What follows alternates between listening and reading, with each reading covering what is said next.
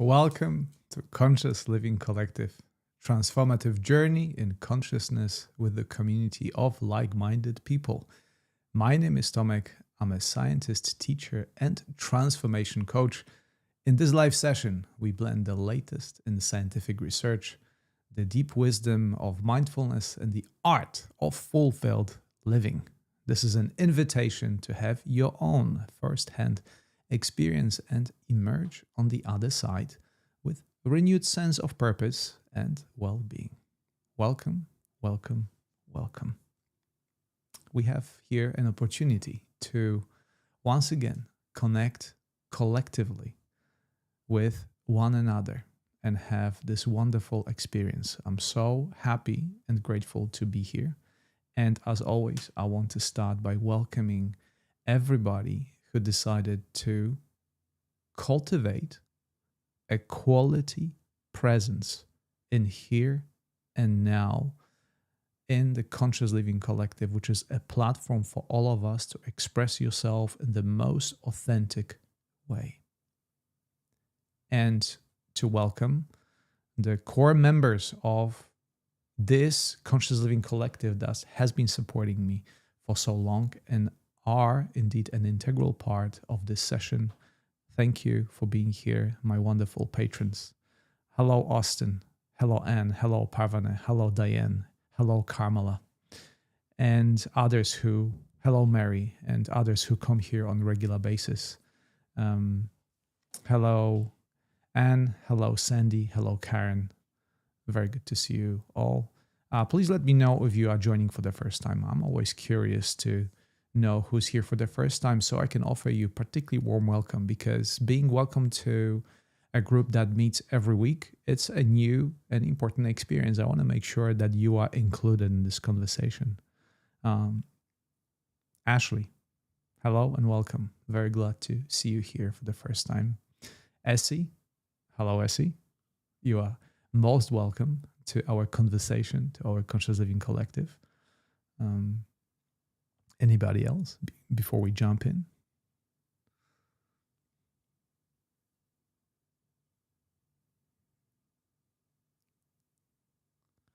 Ashley connects through the SOS Help for stress and anxiety, which is by far my most popular meditation. I do not know why, honestly. Maybe you can tell me sometimes why you resonate with this so much.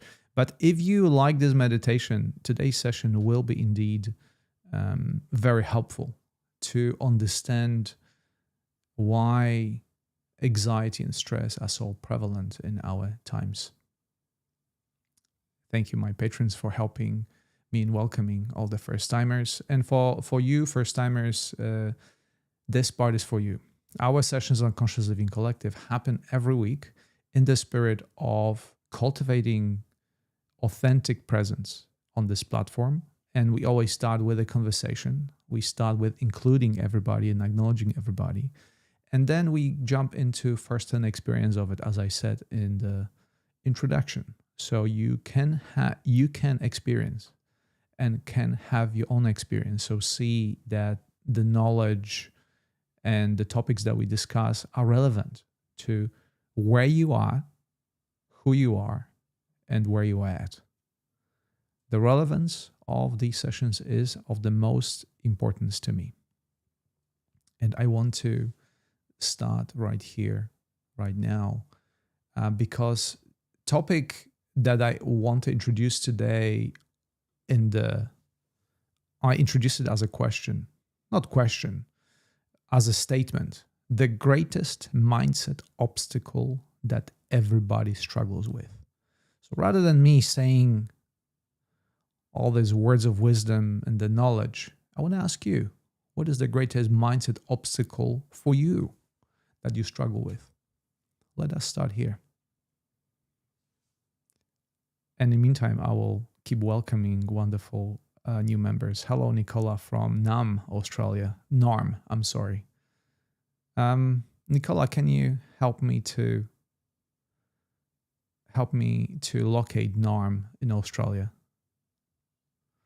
Ashley, I'm not deserving. There you go. Thank you for being vulnerable and open and sharing with us.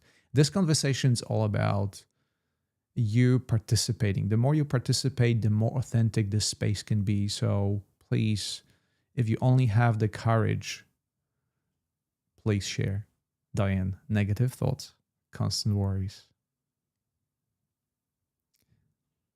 Okay, Norm is Melbourne in the First Nation terms. Thank you. I've learned something today. Thank you, Nicola. Thank you for bringing that up. I did not know. Norm is Melbourne. Melbourne is one of the 5 big cities in Australia. I think it's the second biggest, actually. So, Ashley, I'm not deserving. Diane, negative thoughts, constant worries. Anybody else who wishes to share the greatest obstacle? And by the way, I already want to normalize that everything that you will say, it's not something that you experience personally. It's part of the collective consciousness. And this is something I want to mention right here at the start. It's all about recognizing that even though you experience things personally, these are part of a greater whole. That's why I don't call it, Tomek's consciousness. I'm calling it conscious living collective. It's the living of all of us that happens. Oh, hello, Austin. Sorry, I forgot to. I think I didn't mention you, Austin, another wonderful member of my Patreon program, and a biggest contributor to this space. Jody, fear of failure, paralysis. I can't get started. Allowing things and other people to be as they are and do what they do. Karen, negative thoughts. Austin, letting go of self and social expectations. Joanne, living in the now without worrying of the future as an older person. So worrying about the future as an older person, that comes a lot.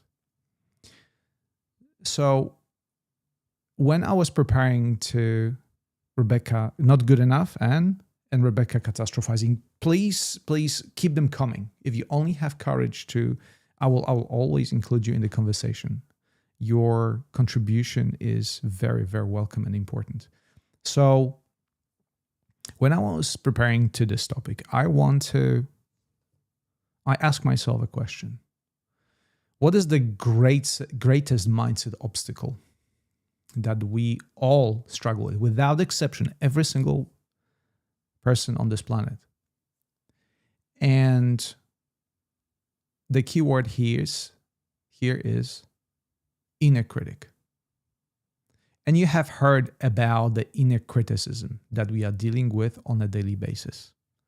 But I want to actually twist it a bit, if I may, and say that inner critic is actually not the greatest problem.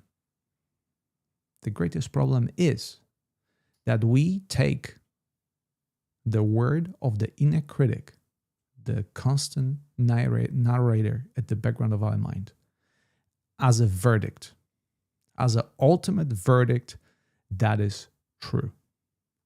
So I want to say right here at the start that the inner critic in itself is not the biggest problem, is the identification of the verdict is the identification with it as the reality.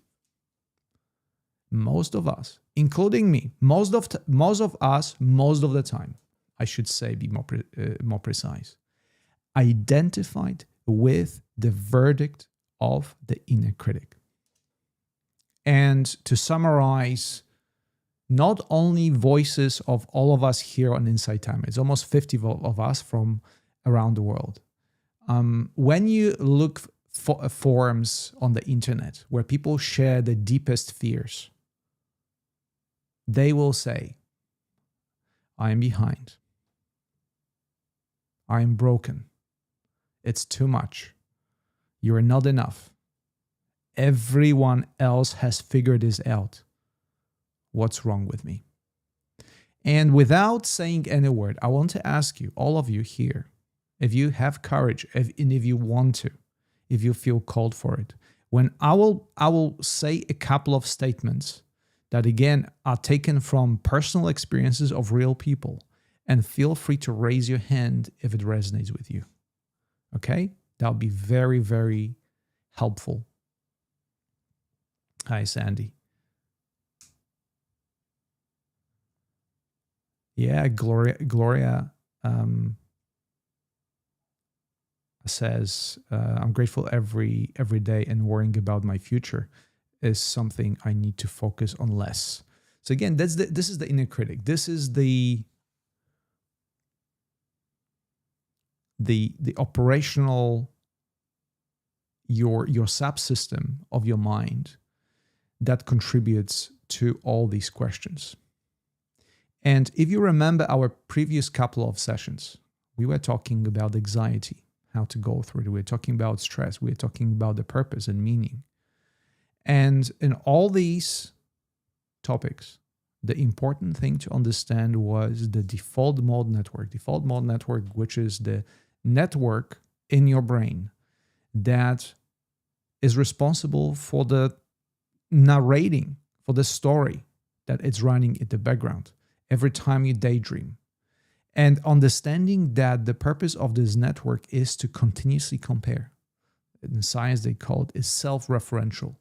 It's taking the personality, as we understand as the self, on the table and keeps asking, am I good enough? Is what I'm doing worth it? Comparing it with other people. How do I look in comparison to other people?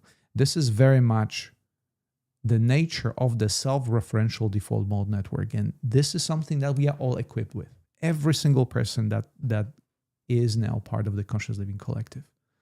Always have been.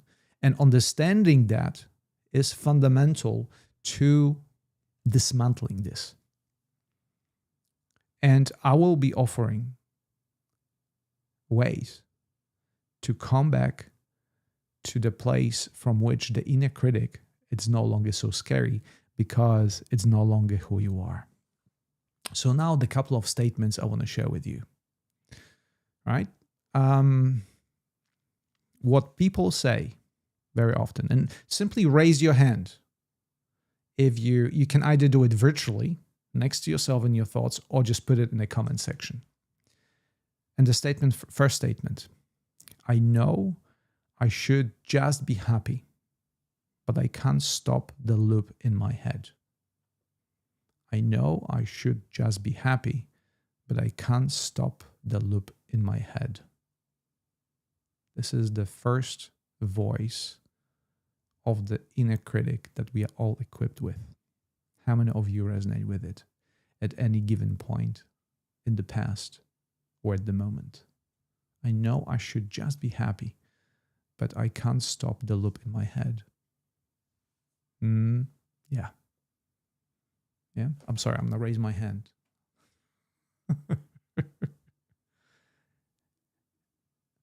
So today we come here. Big part of the Conscious Living Collective is to admit what we feel and be open about it in a community of people that understands it. So your hands are your hands up are very appreciated. It helps others, by the way. Your contribution helps others to feel included and feel less alone in this very disconnected world. Second statement. I feel like I'm fundamentally different from other people. Like something in me is just off. I feel like I'm fundamentally different from other people. Like something in me is just off.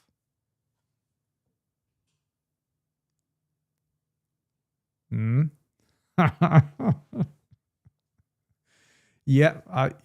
definitely.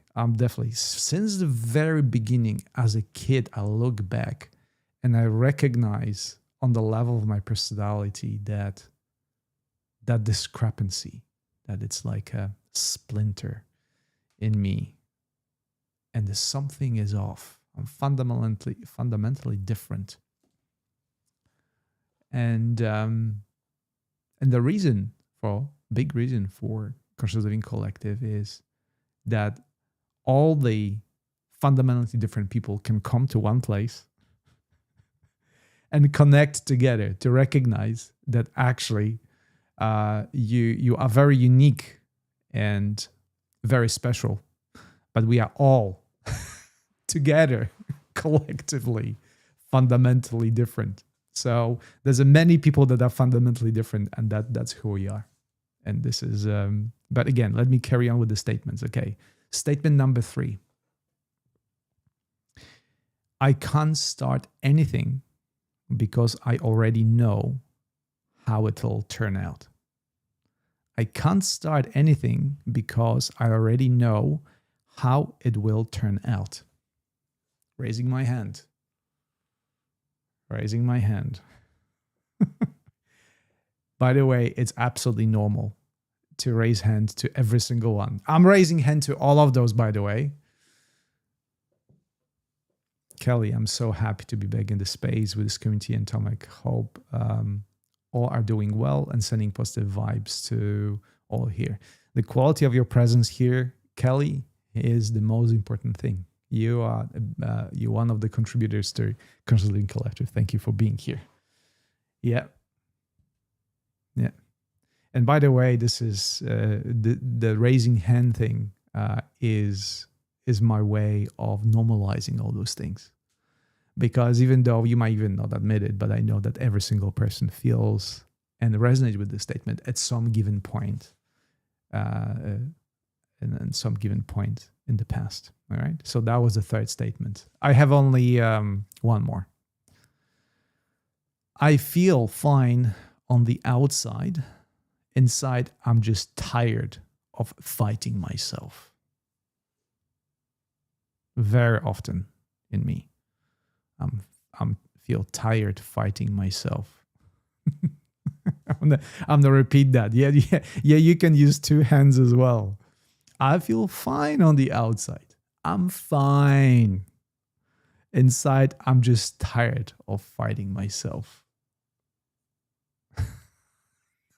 Austin, right in the gut. Yeah, there's the punch. Yeah, I feel it. Right, the classic. We are all the Instagram, all wonderful pictures and amazing stories, and wanting people to believe that I'm so amazing, and not wanting to admit how often I cried inside, how often I'm tired of this constant grind, the constant dull sound voice of the inner critic that tells you I'm just too tired to pick it up. So all these statements, thank you for all your contributions and raising your hand. Thank you for your courage and being vulnerable. I'm within all the statements. So all the statements I said are different symptoms of the same root. A tyrannical, believed to be accurate internal narrator that has been handed the authority of the judge. This is your upbringing. This is what you were thrown into simply by being born. All those statements are essentially part of our conscious, our collective upbringing that at some point or the other were told to us to be true and take a form of the inner critic that we never question. And I will explain why we never question the inner critic, why it's so difficult to even put in perspective. But before I jump into that, I want to tell you why it is so critically important to address that judge, to question that authority of this judge that comes as a quiet voice in your head. Because once it's in place, once you stop questioning that inner critic reporting facts, the result of it is, first of all, anxiety. Because if the verdict is real, if you do not make a distance between you and the inner critic, because if the verdict of the critic is real, the future is dangerous. We know that happens. Amygdala activates, and your brain starts working, compounding the evidence And as a result, you feel anxious. That's the definition of anxiety. As a following up, and again, feel free, by the way, feel free to again, once again, raise your hand and contribute and say something if you resonate with it. So we have anxiety as a result of the identifying with the verdict of the inner critic. As a follow-up, depression. The collapse that comes from years of accumulated unfavorable verdicts with no appeal process. Remember that most of us has been living like that for most of our lives. That's why we're here now in the Conscious Living Collective, because most of us are tired and looking for answers. And today, it's the time and place to get the answers. But you're not going to get answers from me. You're going to get answers. The answers are within you. But depression is essentially a collapse that comes from years of accumulated unfavorable verdicts with no appeal process. So again, I'm referring to inner critic as the judge that the verdict of whom you accepted. Now that I'm going to raise both my hands, perfectionism, that's what I've been cultivating all my life. A desperate attempt to finally outperform the inner critic. Okay? Every time I pay attention to my equipment, I pay attention to how I express myself, to make sure that you like it. The fact that I want to include you, all these things to some extent are the result of that inner voice that at some point I have to drop. And you feel it, by the way, in the spirit of co-regulation. I remember all the sessions when were of Conscious Living Collective that were better than the others because I was able to drop the nature of the perfectionist. And I hope every session will be like that, authentic, right? When I don't have to pretend, when I am able to recognize that this is more about connection than delivering some specific knowledge, about making sure that you are included and you're being understood. So perfectionism. And what comes out of perfectionism, again, we still talking about the verdict of the inner critic. Not inner critic itself, but its verdict. I'll be very, very specific here. Procrastination, right? I'm a master procrastinator. I have a Ph.D. in chemistry, but I have a master's degree in procrastination. Procrastination is simply paralysis. Why begin when you already know the verdict of the outcome? Why? Because the verdict that inner critic told you is like, no, that's not gonna work. Well, you found a million reasons in your head, so why even try? So how about I try something else that works, cleaning, or things that the outcome of I already know. So trying something new, taking any form of risk, that's where the inner critic, the verdict of the inner critic comes handy. And more severe version of that is addiction, right? Addiction is, and this is the interesting part, is the most honest escape route from a mind you can't live inside. We think about addiction as something very terrible. But Gabor Mate, a famous scientist that talks about addiction and redefine addiction, he talks about it in this very way. Addiction is not something, it's a terrible thing, but at the same time is the most honest escape route from a mind you can't live inside. It's a coping mechanism. Because we cannot live inside of ourselves continuously being judged by all the words and the inner narration. How many of you resonate with that? Just want to take a look at your comments because I think they are very important. Hello, Susie. Good to be here. Good to see you here. Yeah, there.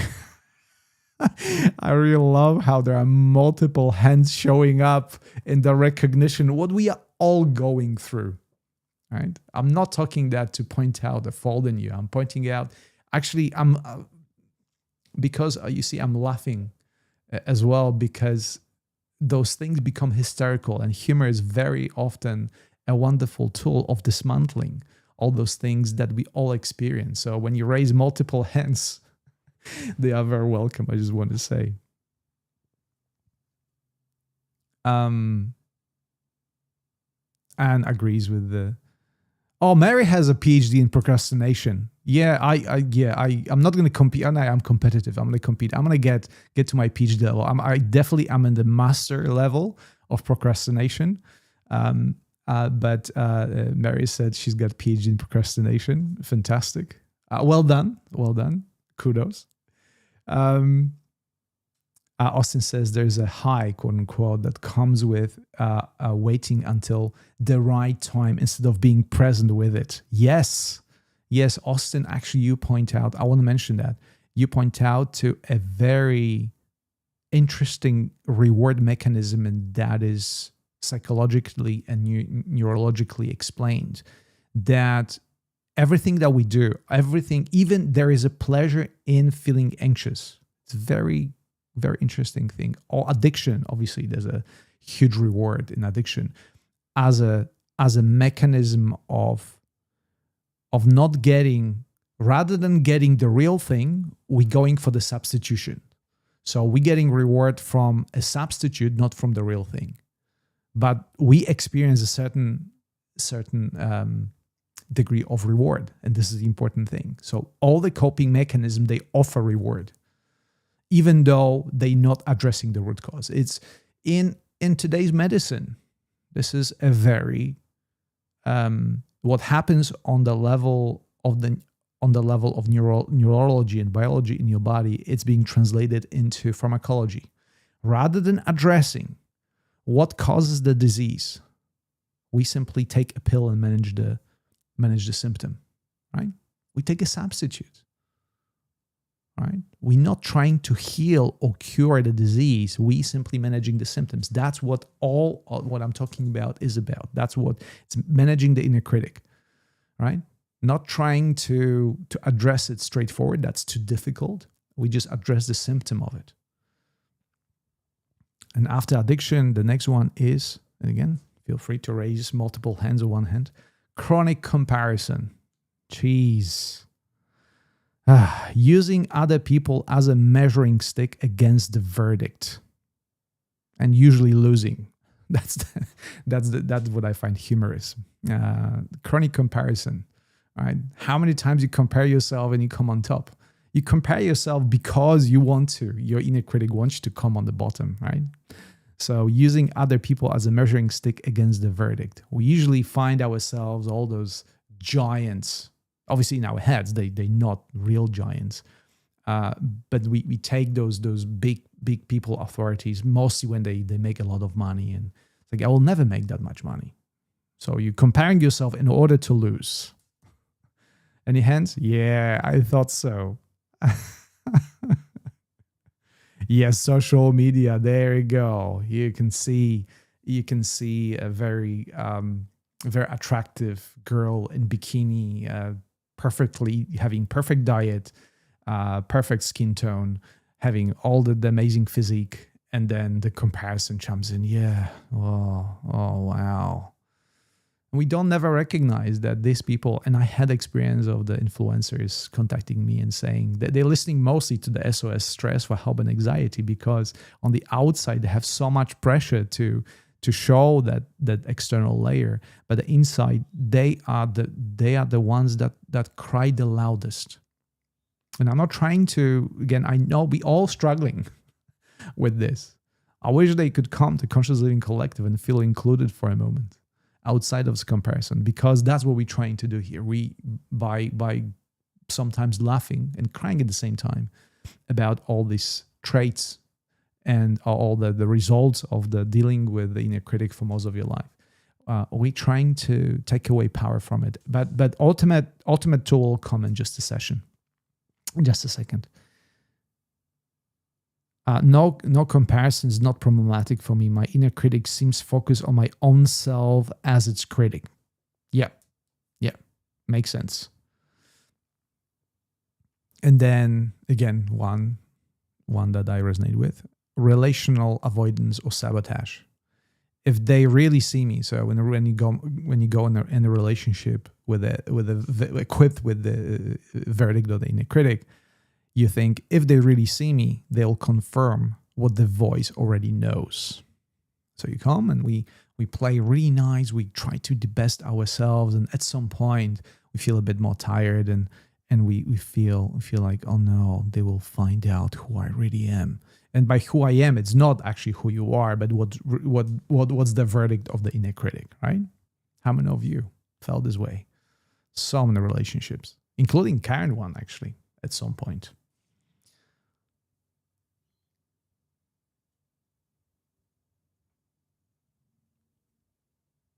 Yeah. And I agree, Kelly. I just beat myself up with my own measuring stick. Yeah. And the one that is the last one, by the way, which I use again, which is very relevant to our session. It's called spiritual bypassing, right? I will start meditating so I don't have to deal with the inner critic. I will just, the inner critic will disappear for a moment so I can live without it. So very, very common, using transcendence to skip over the verdict rather than to solve the mechanism. Right? Today we'll be dealing with mechanism. That's the next what's coming up. Dealing with the mechanism. We won't be spiritually bypassing it. No, it's not about transcendence and living on the cloud nine, and knowing that the inner critic is waiting for me. That the moment I come down from the cloud, the critic is there. But for now at least, I don't have to deal with it. That's the spiritual bypassing. So now we're going the deeper level deeper. And that's why our work here and our presence, it's so important. The reason the critic's verdict feels true is because of a prior, even more invisible assumption. And the assumption is, I am the one the critic is talking about. That's what Kelly and Anne and others try to say, right? I am the one the critic is talking about. And I want to give you an example, and let me know if you resonate with it. When someone comes to you, and a stranger, right, person you never saw in the shop, and tells you, "Oh, you so and so," and you may feel taken aback and say, "Hey, first of all, it's like outrage. Who are you to tell me that?" And you may feel maybe even hurt, right?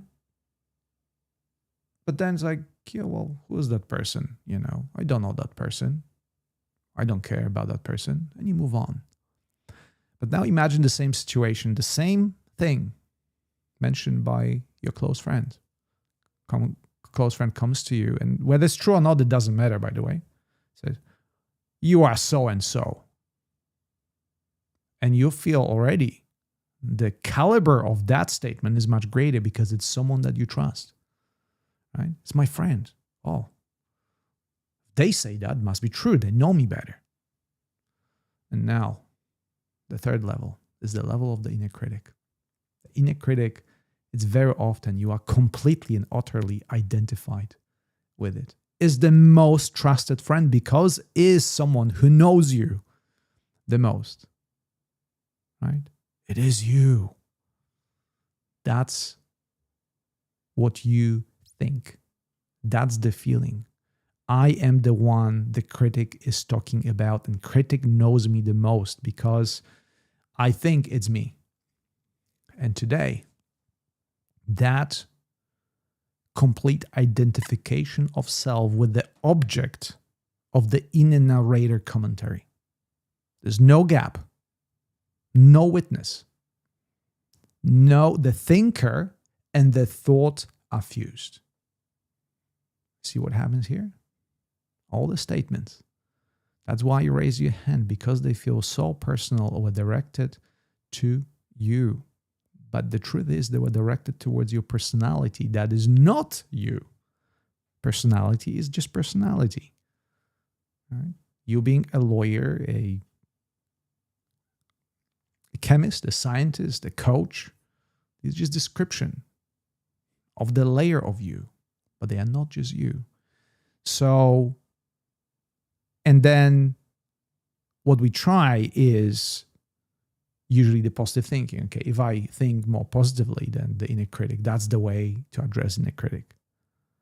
That's the path. The positive thinking is a path out of the replacing the inner critic with the better thinking. That doesn't work. The other method that the mind frequently uses is suppression, right? Quieting the inner critic. Okay, let me meditate now. Okay, the critic is gone. Yeah, the moment you stop meditating, or during actually, the inner critic comes like, yeah, here I am. Doesn't work. And then my favorite one that the kind of world is purely designed to is the distraction. Doom scrolling. I use it.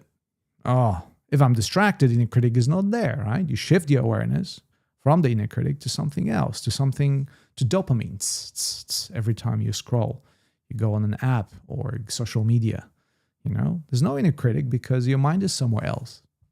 But it's a distraction. It's not addressing the root problem. It's taking yet another pill to cover yet another symptom of the same thing, right?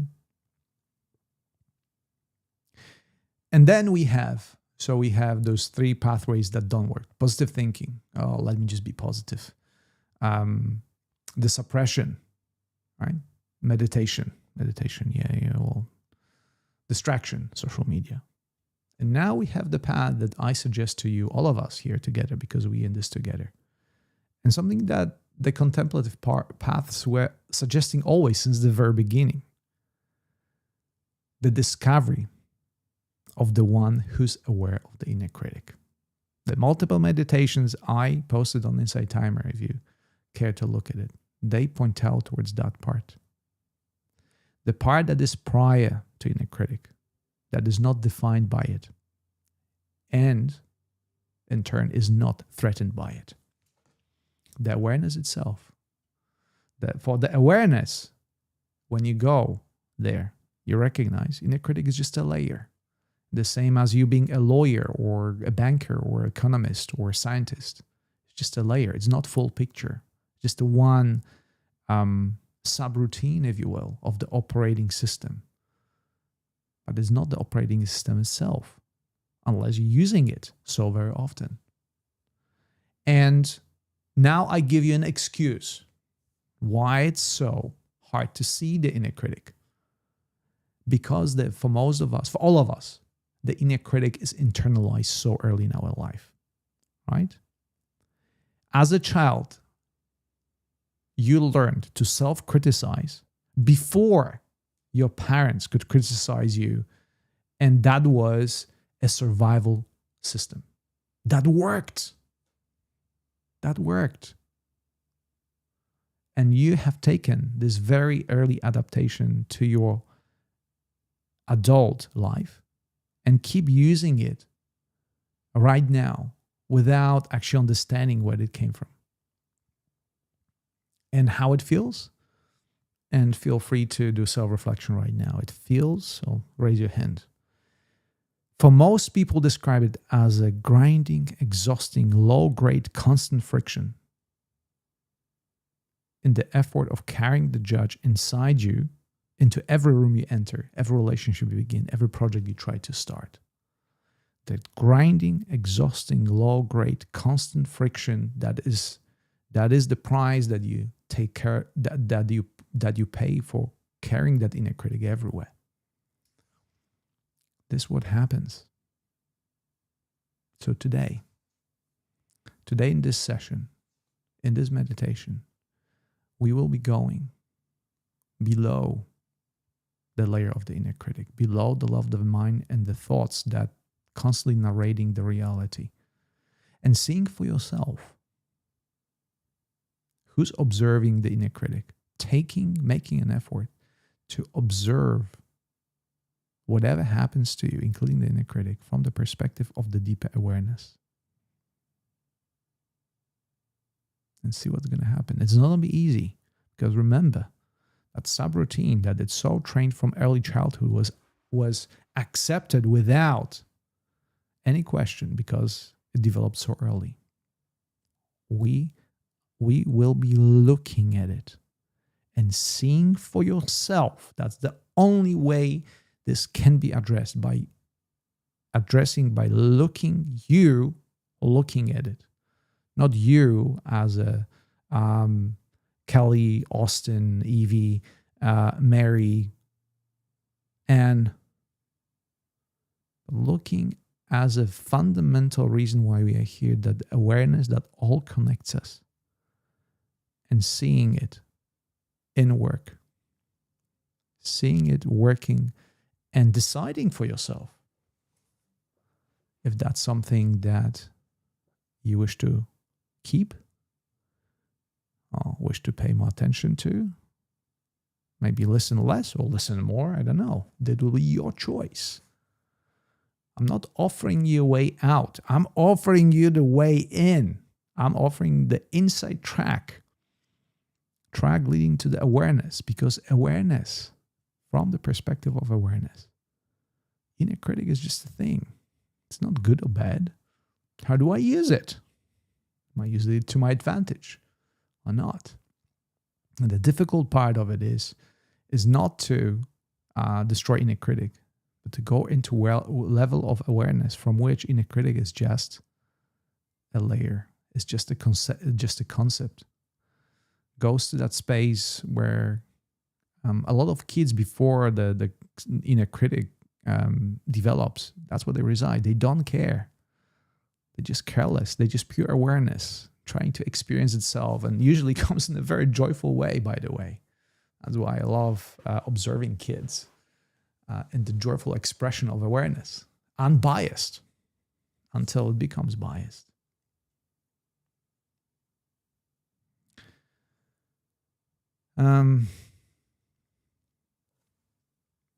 So many comments. Who are we? Okay, the last comment Tomek stated, agree with so completely. I guess that was 11 minutes ago. Here's the thing, that's Kelly. I intuit and sense friends or close ones or people who I care about, their opinions. When I have connection, and connection is super important to me, means so much. Yeah. That's why I give that example, right? But remember that even the closest friends, they are not that close to you as the inner critic, or as the verdict of the inner critic. Maybe that was my point. Okay, so meditation.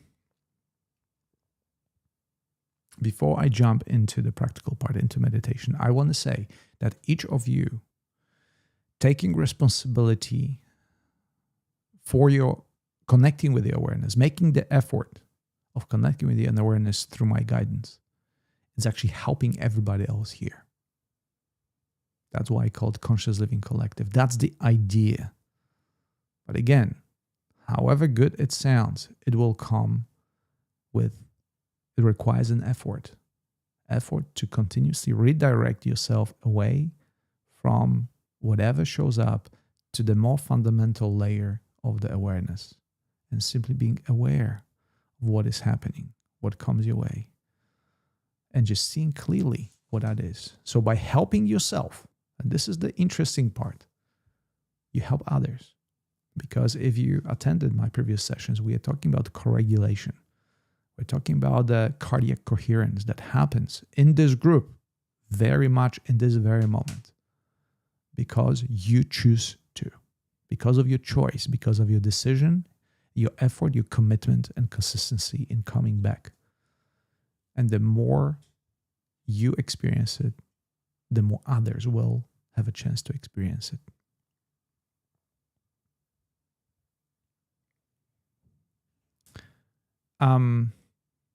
Evie, can you explain how we learned to criticize ourselves before our parents did?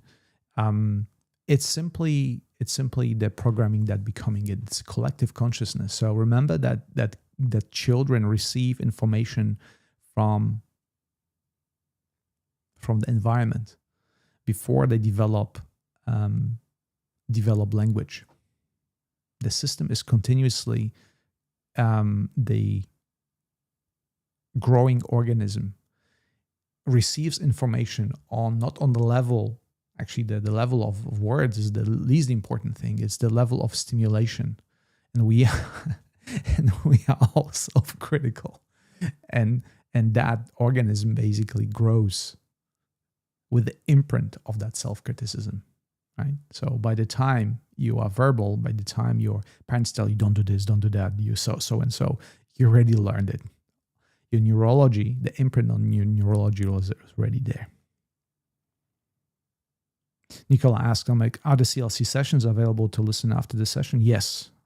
It's being streamed to YouTube. So you go to my YouTube channel, just use my name, and all the sessions of CLC are there. Okay. Hold your questions to afterwards. Now meditation. Take a sip of water.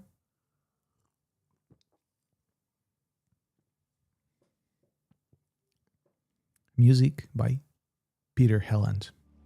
We're all wonderful. All wonderful teacher on Insight Timer. Beautiful composer. Will be supporting us. We begin this meditation by offering yourself the best support you can muster. Before you even close your eyes, ask yourself, am I fully comfortable? Is there anything I can do to support myself physically, mentally, to begin this journey in the best possible way, the most comfortable, the most at ease? For me, it usually means that I feel my feet on the floor. I feel the centeredness and groundedness that placing my feet on the floor offers me. Then I take my hands and I put them in my lap with my back straight, not because it's a requirement, but simply because it is easier to breathe. My body feels most relaxed when I feel upright. Then I perform a little checkup, starting with my jaw, seeing if there's any tension there. And usually is, so I relax it. I rest my tongue behind the two top teeth and start breathing in and out through my nose. At this point, feel free to allow your eyes to close. And further, make sure that you drop your shoulders away from your ears, because that's where a lot of tension hides. And further, see if there is any immediate tension in your body that you can deal with right now. Yourself.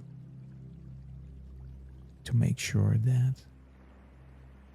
you are the most at ease you can be at this stage before you go mentally even further.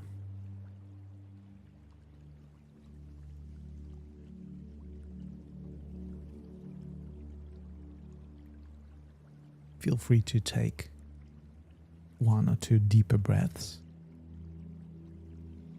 because that will connect you with the inner sensations and further may show you tension in other parts of your body that you can deal with.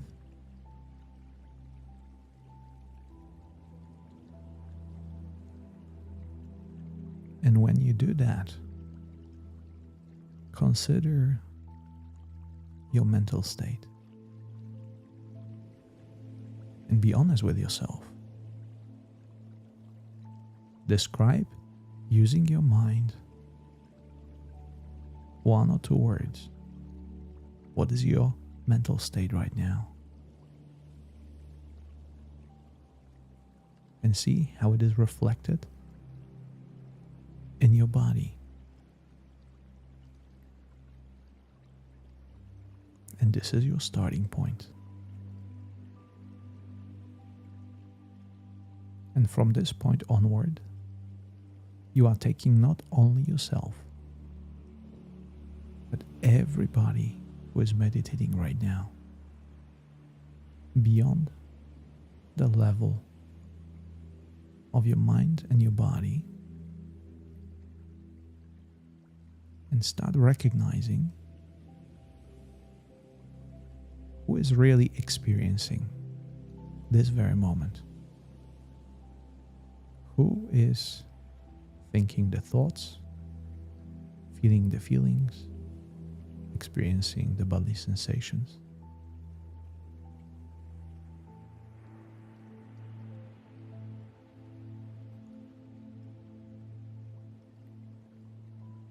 And see for yourself how it feels to connect with the observer, the witness.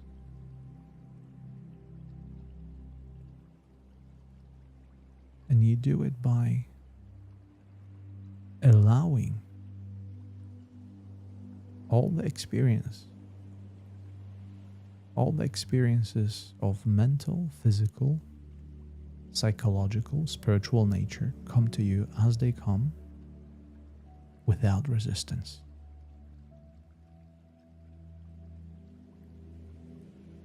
And when you feel resistance, when you find yourself off, so to speak,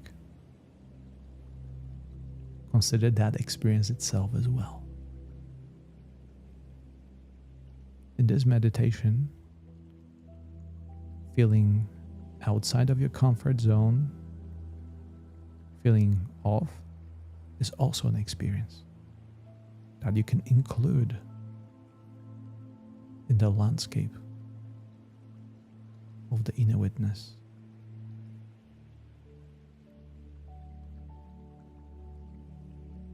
And that's the place where we all connect.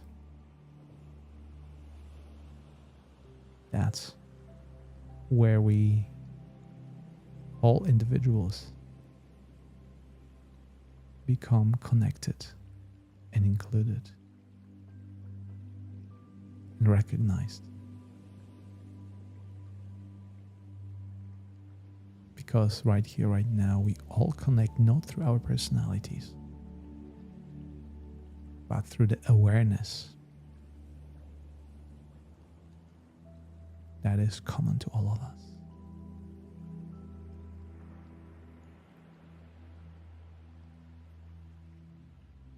So I will let you see for yourself how it is to connect with all that is being presented to you from the level of the observer, of the witness, as the recognition of all our presence here.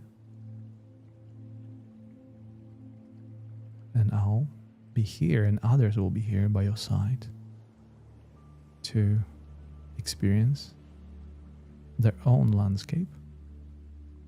And I will bring you back when the time is up.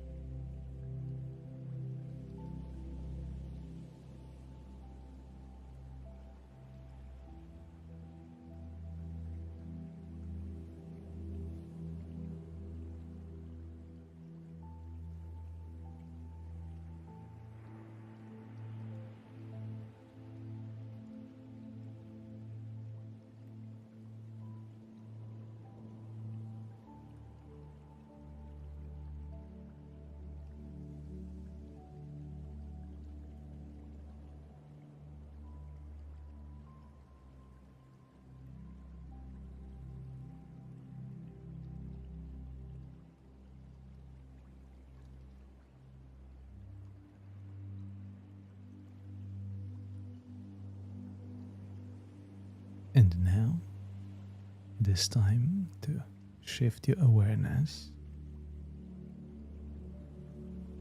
carefully, gently towards your physical senses.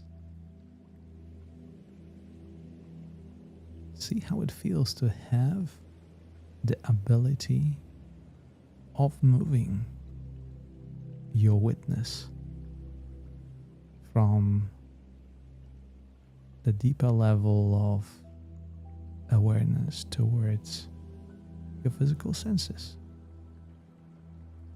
Doing it automatically at the speed of thought. So right now consider your field of vision.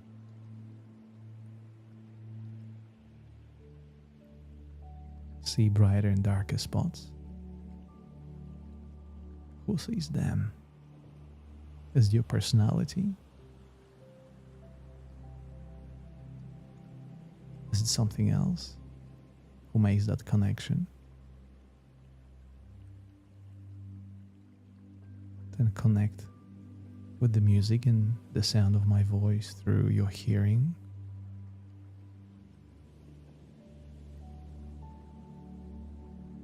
Very briefly, senses of smell and taste. Even if your awareness cannot find too much to connect with there, simple recognition suffices. And then that larger sense of touch that you experience as your feet resting on the floor, your hands in your lap, all the sensations that allow you recognizing the shape of your body and its separateness from the space that surrounds you.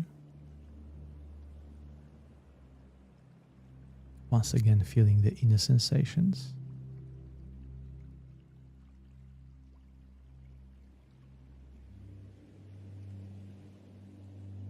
And before we conclude, express your gratitude for this time and effort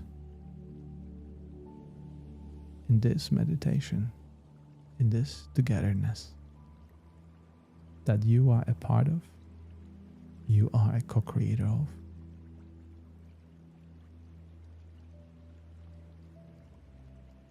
Put your hand on your heart,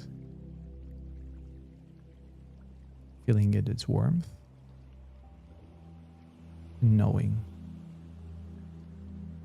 that you did real good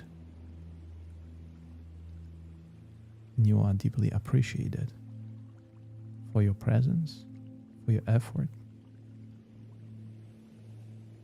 And with that in mind, take one deep breath in through your nose and exhale through your mouth.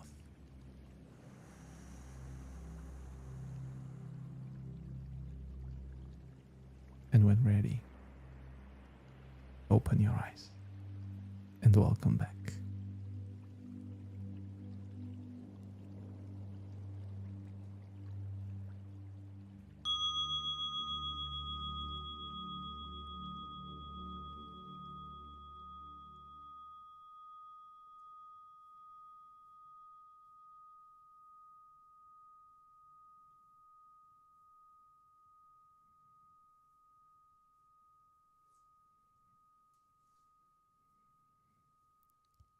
Thank you so much for meditating with me. How do you feel right now? What was your experience? I had a very brief moment of really, I do not know how to explain it. There you go. But if I must, I just want to say there was something there. Something that was clearly not my inner critic and not the judge and not the verdict, not even my bodily sensations, but something much more fundamental.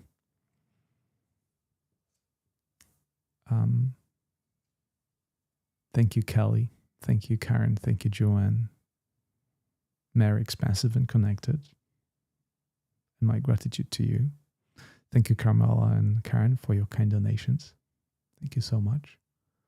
I would love to hear from a few others on your experiences because they are very important to us.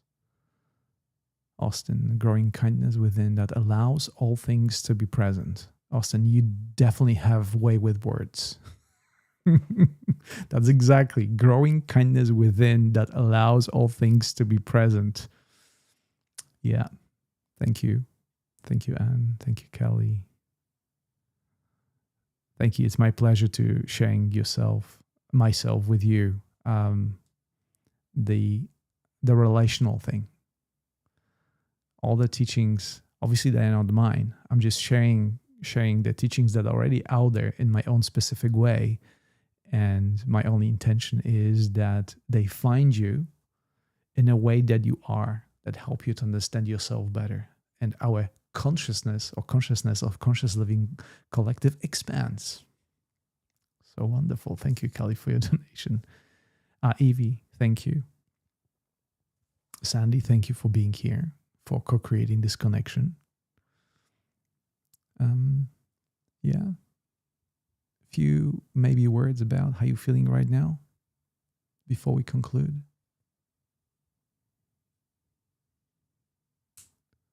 Thank you, Kelly. That's very kind of you to say. Yeah, that allowing. Yeah, that's the quality that we practice here, the allowing. So this is very apt. Thank you so much. Maybe I will share with you something that it is a result of that you inspired me to do through a session we had a couple of weeks ago called Healing the Anxious Heart. Because this is ultimately a way of dealing with inner critic or looking at the mechanism of the inner critic. That course, Healing the Anxious Heart, invites us to look at our mechanism of how inner critic works and how it causes anxiety, and invites us the difficult part, rather than, as I said, rather than trying to silence it or distract ourselves from it. It invites us to go through it. This is the main tool of looking at the mechanism of the inner critic, the mechanism of the anxiety as a result, looking through it. And I offer a lot of explanation on scientific tools, on neurology and neuroscience of this mechanism. So we come equipped to this conscious effort that we make to understand and to live better lives, ultimately, feel better ourselves through understanding ourselves better. So thank you once again, all of you, for co-creating this space. I look forward to connecting with you next week. And once again, taking a deep dive into the workings of the self and looking at the multiple layers that we are all connected with and seeing through them, seeing the nature of the true self. Thank you all for coming. I will leave you with Peter Helland and his wonderful music. I'll see you next time.